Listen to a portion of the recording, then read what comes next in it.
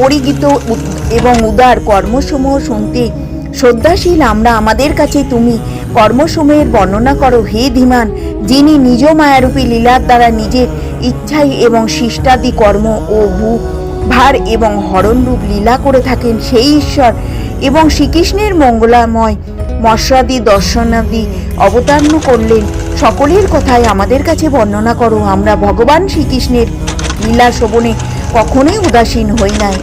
এই শ্রীকৃষ্ণ লীলা শোভনে রসিককুলের অন্তরে এবং ক্ষণে ক্ষণে মধুর থেকে মধুরতর অনুভূতি আবির্ভাব করতে থাকে। ভগবান শ্রীকৃষ্ণ তার বিভিন্ন অবতার লীলায় নিজেকে আত্মগোপন করে মানুষের দেহ ধারণ করেছেন, কিন্তু তার ভ্রাতারূপী আবির্ভূত বলরামের সাথে অলৌকিক কার্য সমূহ সম্পাদন করেছেন। তুমি তা আমাদের কাছে ব্যক্ত করো।